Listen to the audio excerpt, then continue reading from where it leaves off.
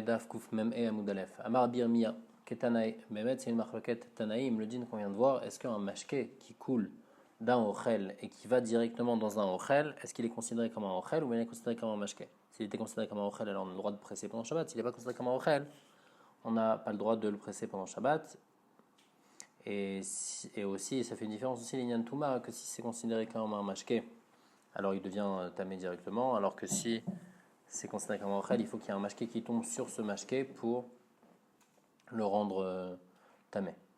Un machalik ba'anavim, donc un boulanger qui met sur ses pains, il met des raisins, et donc les raisins il les presse un peu, il les met comme ça sur le jus qui coule des raisins, il le met comme ça, il le fait dessus, l'ourcha, et ben le raisin il va pas devenir maintenant apte à être mekabel touma. Rabbi Yehuda il pense que le raisin il va lui devenir apte à être mekabel touma. Maïla bak emiflege, mort savar, mashkabal et ochel, ou mort savar, la vochelou. N'est-ce pas que la marloquette et que Tanakama lui pense que le urchar, parce que le jus qui coule du raisin, puisque elle va directement sur le pain, donc c'est un mashké qui va dans un ochel et donc il est considéré comme un ochel, et donc c'est pour ça qu'il ne va pas être marchir le raisin. Alors que Rabbi Yehuda il pense que le mashké qui va dans un ochel n'est pas considéré comme un ochel, il est considéré comme un mashké, donc c'est pour ça qu'il va être marchir le raisin, et le raisin maintenant peut devenir tamé. Rav Papa il repousse, il dit non, ben des couleurs le mashkabal et ochel, la vochelou. D'après tout le monde, un mashké qui coule vers un ochel, malgré tout, il n'est pas considéré comme un ochel, il est considéré comme un mashké. Sinon, notre Rabbi Yehuda et Chachamim, c'est dans un mashké qui va être perdu. Parce que ici, le mashké qu'on met sur le pain, après le pain, on va le faire cuire dans le four. Et le jus du raisin, il va être complètement brûlé par la chaleur du four. Et c'est ça la marloquette. Est-ce qu'un jus qu'on presse, qui après ce mashké, il va aller les hiboud, est-ce qu'il est considéré comme un mashké ou pas? Mort, ça va un mashké ou Rabbi Yehuda, il pense que malgré tout, même s'il va être perdu, là maintenant, c'est considéré comme un mashké, c'est un mashké. Mort savoir la mashké ou. Par contre, Rachamim il pense, Tanakama il pense que c'est pas considéré comme un mashké, puisque en fin de compte il va être brûlé, et puisque de toutes les façons il va être brûlé, c'est pas considéré comme un mashké, donc c'est pour ça que le raisin ne va pas être urcha. Ou bien plukta dade tanae, cette marloquette, est-ce qu'un mashké qui est oler leiboud est considéré comme un mashké ou pas? On a déjà vu autre part des Tanya, mais Fatia Bezetim, quelqu'un qui casse des olives pour les ramollir, Beyadaim et Soavot avec des mains qui sont tmeot, parce qu'avant d'avoir fait netilat, les mains elles sont tamées, urcha. Alors, après, il y a du jus, donc quand il va casser un peu ses olives, il y a du jus qui va sortir, et ben les olives, elles vont devenir tamées. Et ça, c'est uniquement si son but, c'est de rendre l'olive plus, pour enlever l'amertume de l'olive. Et donc, dans ce cas-là, celui qui fait ça, il est intéressé par le jus qui coule, parce que grâce à ça, l'olive, elle va devenir meilleure. Et donc, puisqu'il est intéressé, alors l'olive, maintenant, elle va être, le jus, il va rendre l'olive apte à devenir tamée, et donc là, elle va devenir tamée. Les softan. Par contre, si les softan bemelach, lui, ce qu'il veut faire après, c'est faire ça, et donc il veut mettre du sel après sur l'olive, et donc il a envie que l'olive elle soit un peu cassée pour que le sel il s'imprègne bien dans l'olive, le urcha. Donc là, il n'est pas intéressé par le jus, et donc le jus ne va pas rendre l'olive apte à devenir tamée. Ou bien l'eda imigiazetav limsok imlav, pour savoir si l'olive elle est arrivée à maturation, est-ce qu'on doit la couper ou pas, le urcha. Alors dans ce cas-là aussi, il n'est pas intéressé par le jus, il veut juste voir si l'olive elle est prête. Donc le jus n'est pas considéré comme un mashké, puisqu'il est olech leiboud. Et donc, il n'est pas urcha. Rabbi Yehuda Omer urcha. Rabbi Yehuda, il pense que les 8 urcha. Maïlav ba'ak emiflegen, n'est-ce pas que la marloquette, c'est ça, des morts savar mashka omed leiboud, mashke ou mort savar la mashke ou, que Tanakama, il pense que c'est pas considéré comme un mashké. Et donc, c'est pour ça que le urcha, et Rabbi Yehuda, il pense que c'est considéré comme un mashké. C'est pour ça que urcha. Et donc, c'est la même marloquette qu'on avait vu avant par rapport à mashké à olech leiboud. Est-ce qu'il est marchir en aliment? Est-ce qu'un mashké, en fait, qui va être perdu, est-ce qu'il est considéré comme un mashké pour pouvoir rendre un aliment Raoul et Kabel Touma? Donc Bémet, c'est comme on expliquait avant, c'était la même marloquette. Là, avant aussi, c'était Rabbi Yehuda et Chachamim, que Rabbi Yehuda il disait Urcha et que Chachamim disait le Urcha.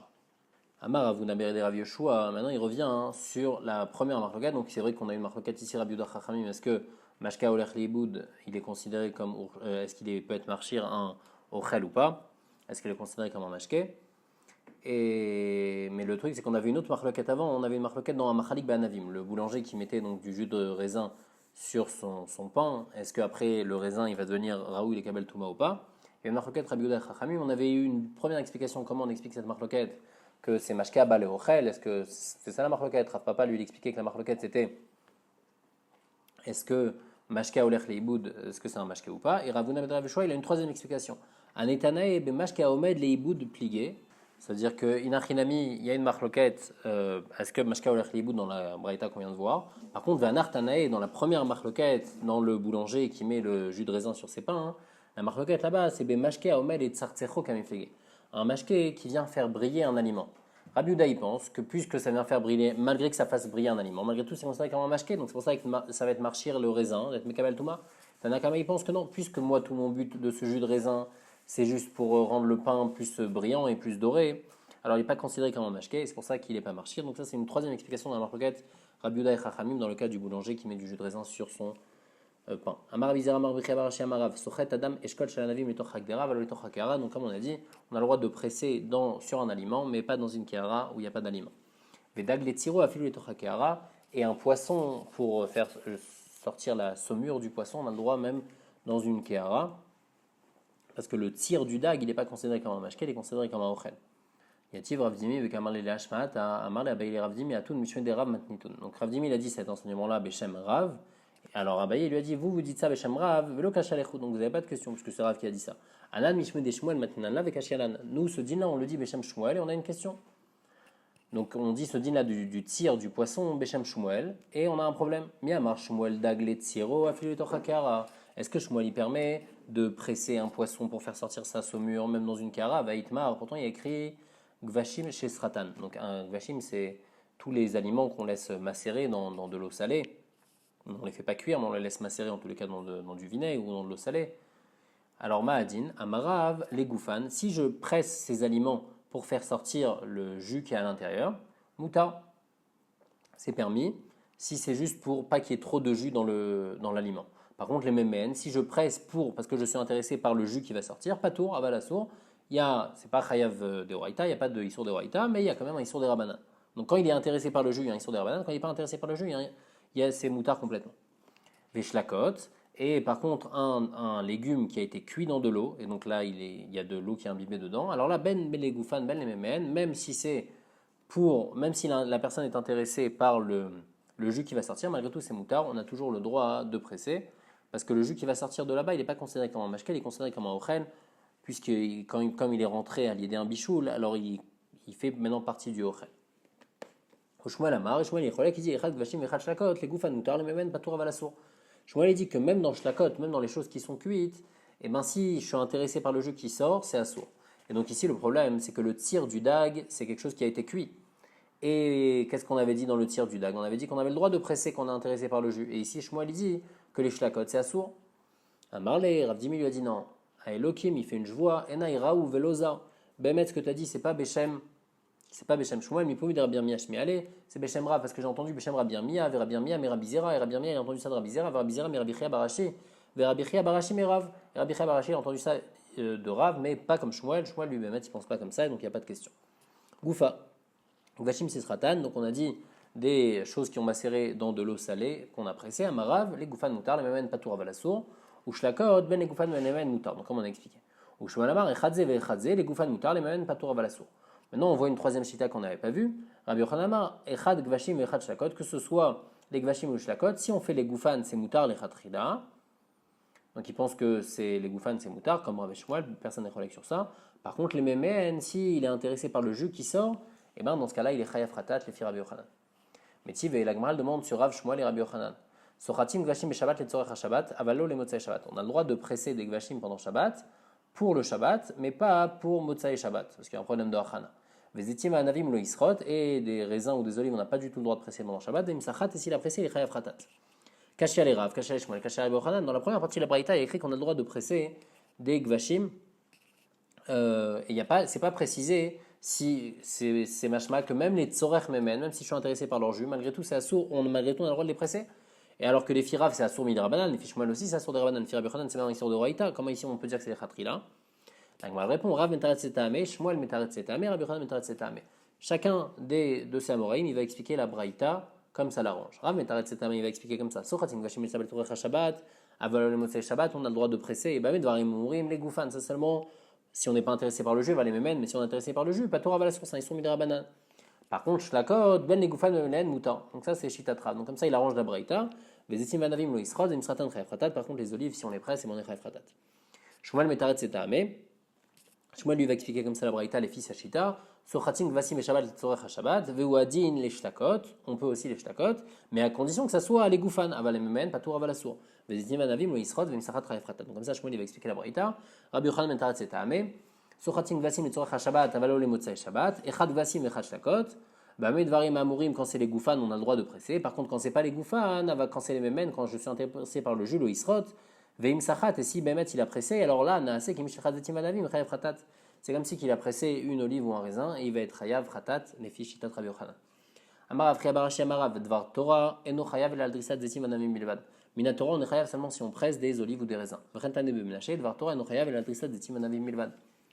Et deuxième chose qu'il a dit aussi Tana bemenaché que en ed mi pied kasher. Si un témoin il vient témoigner un témoignage qu'il n'a pas vu mais il a entendu de quelqu'un d'autre, eh ben c'est pas un bon témoignage et c'est un bon témoignage seulement et là les edut tisha bilvad seulement pour le témoignage d'une femme, c'est quoi le Edoutisha? C'est si on vient témoigner pour remarier une femme, on vient témoigner que son mari est mort, alors là-bas il y a des coulottes et donc on peut témoigner dans ce cas-là.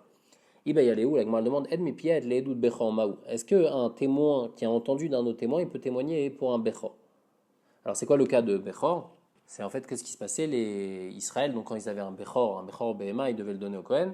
Et après le Kohen, s'il était sans moum, alors il devait l'apporter au Beth Amikdash, il l'apportait en tant que korban. Et s'il avait un moum, il pouvait le garder pour lui. Il était même chol complètement. Alors les Kohanim, il y avait des Kohanim qui n'étaient pas bien. Et qu'est-ce qu'ils faisaient? Ils faisaient exprès de mettre un moum dans leur bechor, comme ça ils pouvaient le garder complètement pour eux. Et donc quand les Chachamim ils ont vu ça, ils ont dit que si un Kohen il apporte un bechor et il dit à ce bechor il a un moum, il faut qu'il apporte un témoin, que ce témoin il témoigne que le bechor il avait un moum déjà avant et que c'est pas le Kohen qui a mis ce moum dans le bechor pour pouvoir permettre le bechor. Et la Gemara elle demande, et là-bas il y a des coulottes aussi dans ce témoignage là-bas, même une femme elle peut témoigner. La Gemara elle demande est-ce que Ed Mipied il est cachère dans cette édoute là? Ravami Asir ve Ravasi Shari, une marloquette. Amar les Ravami les Ravasi, Ave Atana Bemenaché Hachan Ed Mipied cachère la Edoutisha Bilvad, pourtant c'est écrit que Ed Mipied c'est cachère seulement dans Edoutisha et machma que dans Edout Bechor, c'est pas bon? La Gemara dit non, Emma les Edout Shaisha Kshera la Bilvad.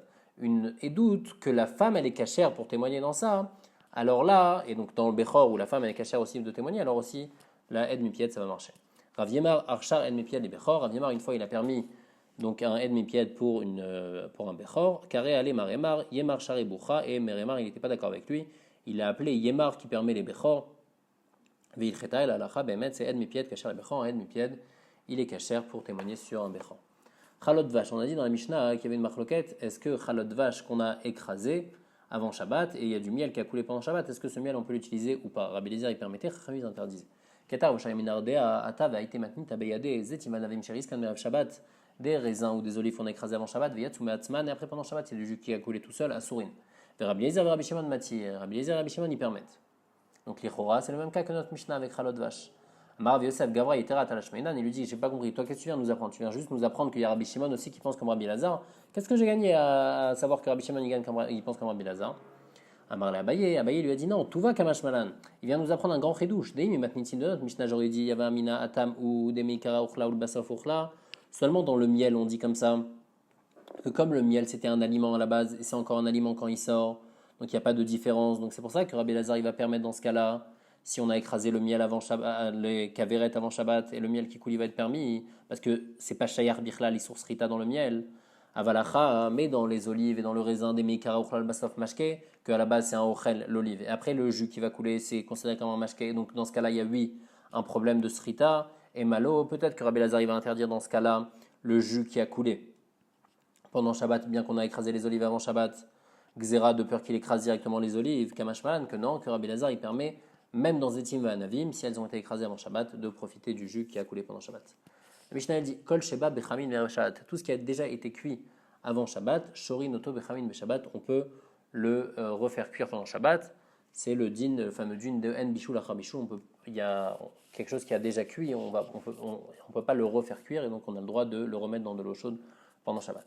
Mais Kol Sheloba Bechamin Shabbat, par contre, quelque chose qui n'a pas cuit avant Shabbat. Mais dirinoto bechamin beshabbat. Alors, on peut verser de l'eau chaude dessus pendant Shabbat. Et le marloquet rishonim, est-ce qu'on peut verser iroui kli rishon ou iroui kli sheni? Chutz mina maliach hayashan, sauf le maliach hayashan, c'est un poisson qui est salé depuis 1 an. Mais kulia sain spanin, c'est une sorte de thon qui vient d'Espagne. Que ça, même faire un iroui dessus, on n'a pas le droit. parce qu'il va chez Adachatan, Zoigmar Melartan, parce qu'à partir du moment où je vais mettre de l'eau chaude dessus, et ben ça y est, après ils vont être considérés comme cuits, et donc ça c'est interdit de mettre de l'eau chaude dessus. Kegon Mai, la Gemara dit c'est quoi les choses qu'on cuit après on recuit? Amar Safra Kegon Tarnegulta de Rabbi Abba. Comme par exemple la poule de Rabbi Abba, que qu'est-ce qu'il faisait? Il la laissait cuire pendant longtemps, plusieurs jours, et après il la laissait tremper dans de l'eau chaude jusqu'à qu'elle fondait, et donc ça, puisqu'on l'a déjà fait cuire avant, pendant Shabbat, on peut la remettre dans de l'eau chaude. Amar Safra, Zimna Chada Iklaïd Latam, il dit une fois je suis arrivé là-bas en Israël, Vochlan Miné, j'ai mangé de cette poule-là. Vélo Rabbi Abba d'Ashkin Khamar Bartlat Tatarfe. Si Rabbi Abba il m'avait pas donné à boire du vin qui était âgé de 3 ans, il nassait, alors j'aurais vomi tellement c'est dégoûtant cet aliment. Rabbi Yochanan Raik Mikutar de Bavlaï. Rabbi Yochanan qui était en Eretz Israël, il crachait quand il se rappelait du Kutar Habavli parce qu'il était complètement dégoûtant pour lui ce Kutar Habavli. Alors Rav Yosef qui était à Bavel, lui il n'était pas content de ça. Il disait à Rav Yosef, Elirokanan Tarnegolta de Rabbi Abba.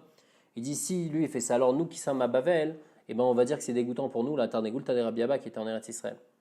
Veod, et en plus, il prouve que le Kutar il n'est pas vraiment dégoûtant. Amarav Gaza, Zimna Chada Iklalatam, une fois je suis arrivé en Eretz Israël, venez Kutra de Bavlae, et j'ai préparé un Kutar Habavli, chez Illuminé, Kolbrichem Arava, et tous les malades d'Eretz Israël ils m'ont demandé. Donc on voit que les gens d'Eretz Israël ils aiment bien aussi le Kutar Habavli. Ça c'est ce que Rav Yosef voulait apporter. Alors qu'est-ce qu'on a vu dans la Mishnah? Kol Shelo Vechamin, il dit à Achmai, si maintenant on a mis de l'eau chaude, on a versé de l'eau chaude sur le Maliach Hayashan, sur le Kulias Haispanin, Azma Adin, Rav Yosef, il dit Chayav Ratat, il est Chayav parce que c'est un bichoul, c'est un vrai bichoul. Et c'est un histoire de Roïta. Dans la Mishnah aussi c'est écrit Zoig Mar Melartan, du fait qu'il y a écrit une Melacha. C'est-à-dire que c'est un histoire de Roïta. Shmamina, donc on voit que c'est un histoire de Roïta.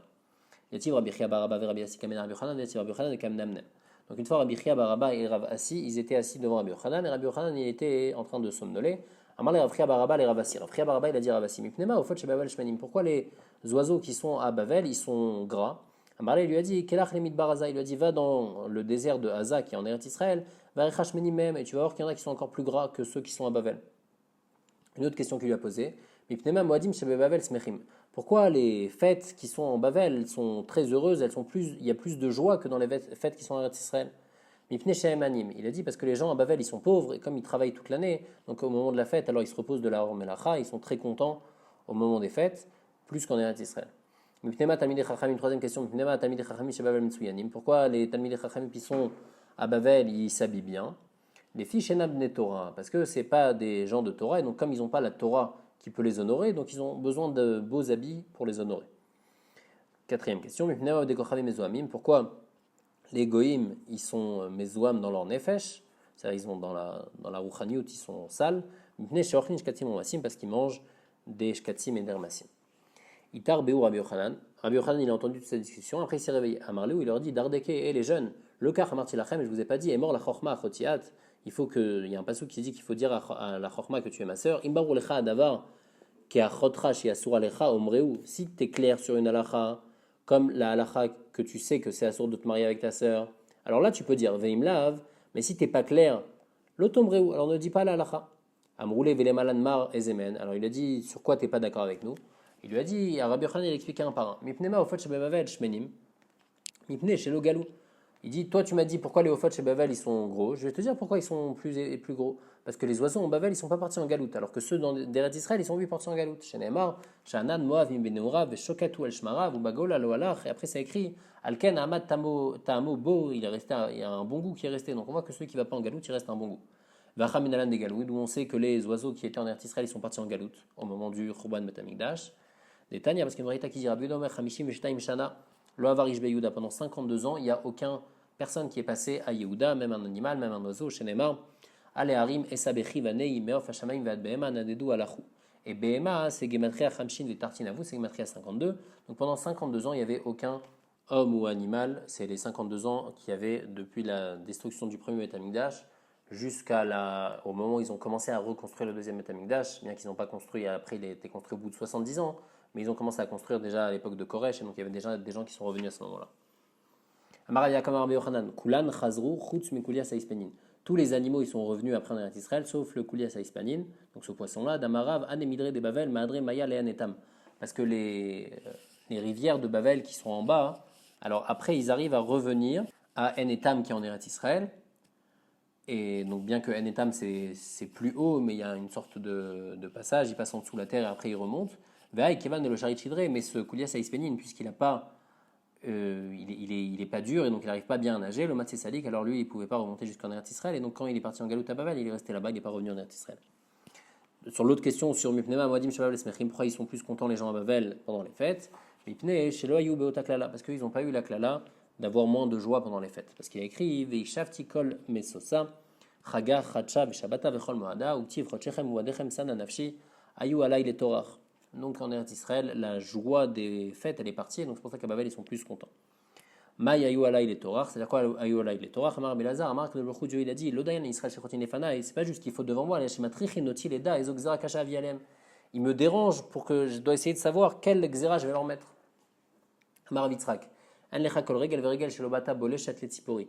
Il y a eu aucune fête où à Tzipori, c'était une ville en Eretz Israël, où il y a une armée qui n'est pas venue. À chaque fois, chaque fête, il y avait une armée qui est venue pour enlever la joie qu'il y avait pendant les fêtes. À Tveria aussi, donc il y a une ville en Eretz Israël, et ben, il y avait toujours des gens qui venaient prendre des impôts, comme le Egmon, le gouverneur, et le Katmon, c'est le Moshel, et Balzmora, c'est des policiers.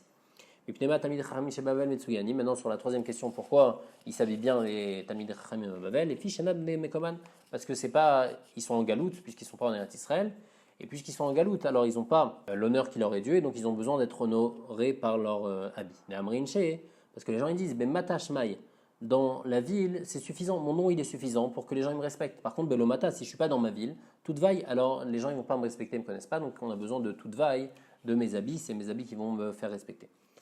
On explique le pasuk Abaïm Yashresh Yaakov Yatit Soupar Israël Taner Rav Yosef Elu Talmid Chachamim Babel Sholosin Tzitzin Uprachim la Torah. C'est les Talmid Chachamim de Babel qui font Tzitzin Uprachim la Torah. Ça veut dire qu'ils sont Doresh la Torah, ils connaissent très bien la Torah. Donc Rabbi Yochanan il veut prouver que toi ce que tu m'as dit que les Babel ils sont pas forts en Torah et donc c'est pour ça qu'ils ont besoin de beaux habits, c'est pas vrai. Les Mets ils sont très forts en Torah, mais pourquoi ils ont besoin de beaux habits? Parce qu'ils sont en galoute. Mais Pnema Ovdei Kochavim et Zohamim. Pourquoi les Ovdei Kochavim ils sont méprisés dans leur nefesh, chez l'eau, Amdou à l'Arsinaï, parce qu'ils n'étaient pas hors Sinaï. Chez Bécha, chez Banachash al-Chava, parce qu'au moment où Nachash il est parti avec Chava, le Nachash, et Tilba Zouama, il a mis une Zouama dans Chava, et donc dans tous les gens qui sont venus après elle. Israël, Shamdou al-Arsinaï, Pascal Zoumatan, et à partir du moment où le peuple juif il était sur l'Arsinaï, alors la Zouama elle est partie. Par contre, Ovdei Koravim, Sholamdou al-Arsinaï, les Goïm qui n'étaient pas sur l'Arsinaï, le Pascal Zoumatan, la Zouama elle n'est pas partie. Ah, maintenant on les convertit, comment ils font? Ils ont toujours la Zouama. Amarle, non, Afalgav Deinu le avoue, bien qu'eux ils n'étaient pas là, Mazala yu avoue. Alors Mazal il était là-bas, dirtif comme c'est écrit, Etachar Yeshnopo Imanu Omadayom Liftachal Kenu, Vatachar Yenopo, celui qui n'est pas là, lui aussi, donc même les guérim, ils étaient au moment de Kabbalat Torah. Oupliga des Rav Abba Bar Kahana, est-ce qu'on a dit que la Zouama elle est partie au moment du Har Sinaï? Il y a une marloquette parce que Bemet Rav Abba Bar Kahana il dit Shosha Dorot lo Paska Zouama Mavotenu. La Zouama elle n'est pas partie de Havot, mais elle est partie jusqu'à Yaakov. À Yaakov elle avait déjà disparu parce qu'Avraham Olid et Ishmael, Avraham il avait Ishmael donc il avait encore de la Zouama. Yitzhak Olid et Esav il avait encore de la Zouama. Par contre Yaakov Olid Shnemasar Jvatim Shelo Yabem Shum Dofi, il a eu les 12 Jvatim qui ont eu aucun problème. Donc à partir déjà de Yaakov il y avait déjà plus de Zouama et pas comme on a dit avant qu'il y avait plus de Zouama au moment de Har Sinaï.